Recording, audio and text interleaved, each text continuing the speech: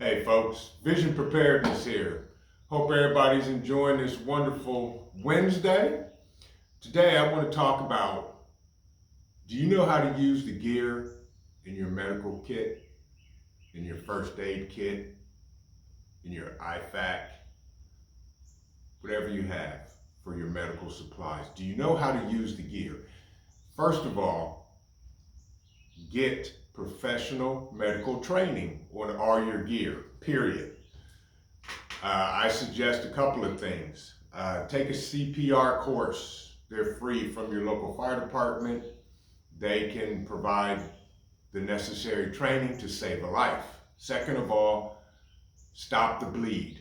It's a national program. Take the course, please. It can save a life and it can give you valuable training that will allow you to save a life as well. A couple of things, I'm going to go over a few items today, some things that you definitely need medical training on if you plan on using it to save a life. You know, we stack and pack stuff to have in case of an emergency, SHTF, or if all total chaos breaks down and we can't get professional medical help. Do you know how to use your gear? First of all, a couple of things that I have, and I have gotten medical training professionally on how to use several items.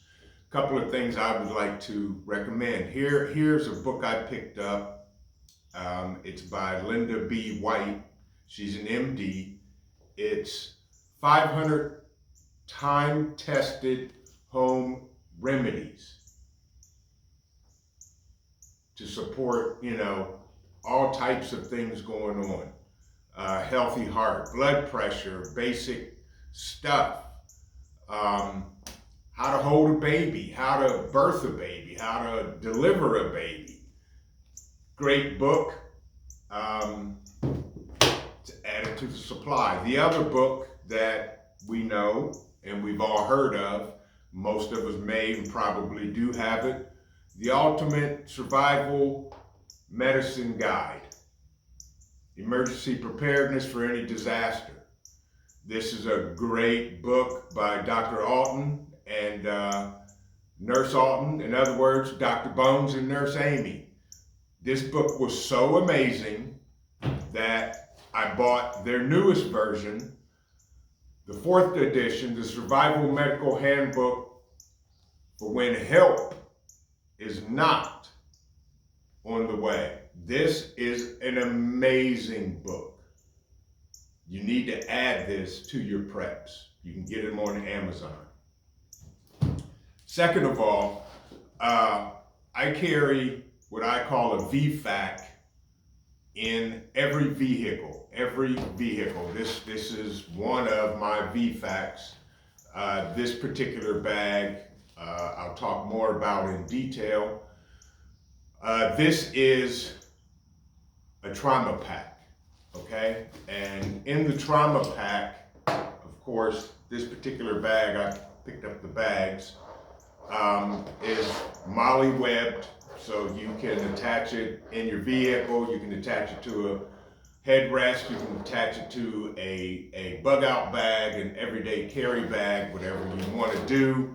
The back of it, of course, has the straps. You can hook it on, and it has tearaway so that this can stay attached. You can rip the bag off and go in an emergency. If you come upon a car accident, you can grab this, rip it off, and begin applying first aid. Because normally during an accident, we are the first responders. And as always, folks, when you come upon an accident or anything like that, the first thing we need to do is call 911 to get emergency help. But if you're in a situation and emergency help, it's going to take them a minute to get there, you are the first responder. You are the one that can save the life of the injured. So in this particular pack, and I'll talk more about the details of this pack, this has life-saving items in it. Again, professional medical training. Please, folks, add that to your list if you haven't already done it. There are a lot of free courses out there, again, that you can get. I'm going to run through this bag pretty quick. I'm not going to get into detail about how to use each item, but these are just some of the things that I carry in my bags. Some of my other packs have additional stuff in them than what you see right here, because I just do.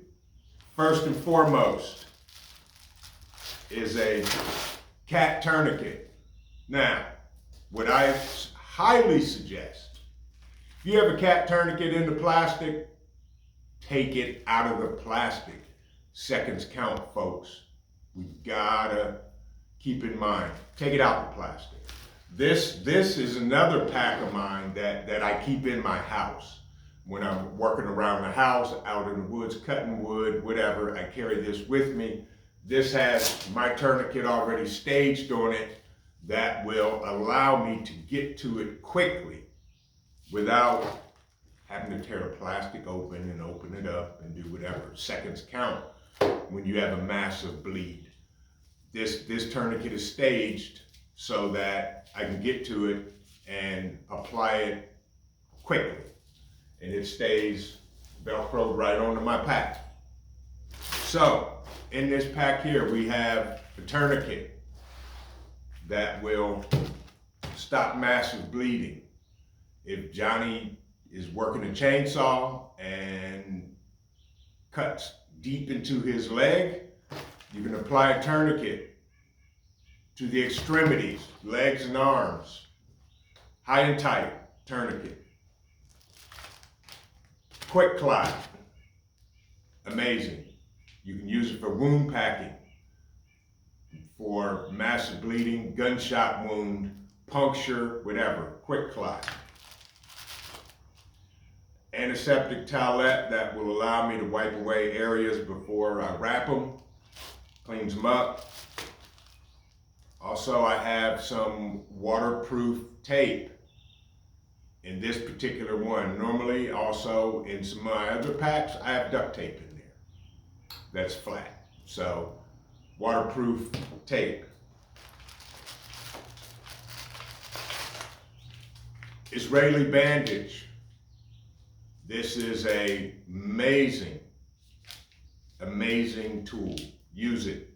And yes, this was invented by the Israelis on the battlefield that the soldiers could apply to themselves very quickly. It has a handle in it that will allow you to quickly apply it, pressure, and wrap the wound until medical help arrives.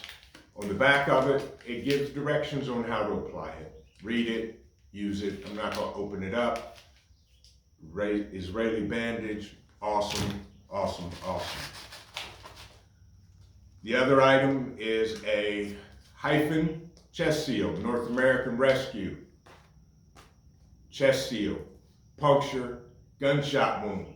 When you have a sucking chest wound, got to get it closed. There are directions on them, how to apply this, folks. This here can save a life quickly.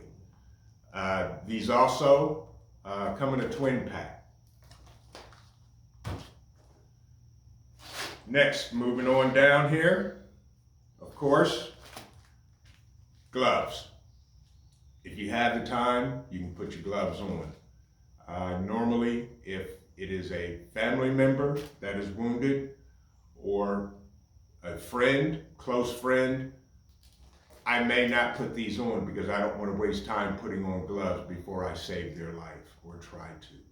But if it's somebody you don't know, you may want to put these on because there's a lot of nasty stuff out there. Second of all, in here we have an emergency rescue blanket. Hypothermia. People die from hypothermia quickly, especially if they are injured. Doesn't matter the temperature outside. It's the temperature of the body. If the core temperature drops, they can die. So you want to be able to stop the bleed apply bandages, wrap them up in an emergency rescue blanket until help arrives. You've got to keep their core warm and protected. CPR shield. I know the new classes of CPR they teach, the new method is no breath CPR, just compressions. But if you have to give breaths, you can use CPR shield, keep all the nasty diseases and bad breath off of you. So that's good too. Next in here I have a nasal pharyngeal tube. If you have to open up an airway, nasal pharyngeal tube goes in the nose, opens up the airway. And this has everything in it, the lubricant that goes on the tube first, and you slide the tube in and it opens up their airway, which will allow them to continue to breathe on their own. A couple oval eye pads in case their eye is injured. You can cover it and wrap gauze and go from there. I also have a pack of different types of gauze. Gauze pads, 2x2, 4x4, non-adherent gauze pads, and so forth and so on. Pair of trauma shears, just in case you have to cut away clothes or you just want to sit on the side of the road and make paper cutout dolls because you don't know how to use your gear. You can sit there until 911 shows up as well. Also, have in here in the small side, we have a Sharpie. Why? A couple of things. Number one, you could sit here and draw mustaches on the victim because you don't know how to use your gear. Hopefully, you've gotten medical training and you can use this to write the time on your tourniquet that goes here. You can write right on here the time you applied the tourniquet to the wound. That's why you have a Sharpie. And if not, there it is. Also, we have in here triangular bandage. Triangular bandage in case you need to make a sling. This can also be used as multiple things when treating victims. You can use it as a bandage. You can use it to put it over your head because you don't know how to use any of your gear and you don't know what to do. But then again, get medical training. And a pack of sure skin Band-Aids just in case for the boo-boos that do come up. Now, I say this all in fun because if you don't have medical training, none of this is going to work for you folks. One of the other things that I'm starting to practice with and get comfortable with is how to do sutures.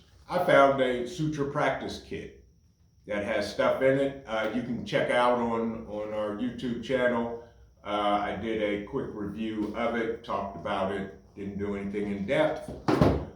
But sutures are what I'm starting to practice with just in case I need to do wound closure because there are no hospitals to go to get stitches. So those are a few of the things that I'm practicing. Again, folks, there's one other thing that I noticed that I have in all my other packs that I don't see in this particular one, and I don't know why, but after this video, it'll definitely be put in here, and that is burn dressing. Just in case you come upon a vehicle accident and the car's on fire, and you've actually pulled the victim out, and you notice they do have burns, you can apply burn dressing, wrap it in gauze, and get them comfortable, and please get them away from the vehicle before it explodes, or they'll be putting both of you in black plastic trash bags. Again, folks, do you know how to use your medical gear? Get training. Practice with the family. You know, one of my favorite guys to watch on YouTube is the roaming prepper. And he talked about it. Sit down with your family and practice applying gauze. Show them how to use a tourniquet, your family member. Show them how to use it, you know? And those are a lot of the things that you can do to help prepare your family. Everybody in your family, in your household, should know how to apply a tourniquet.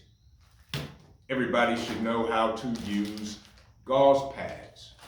Everybody should know how to apply an eye patch, basic wound cleaning, things like that, folks. Everybody in your household should know how to do something within their ability to help in first aid treatment.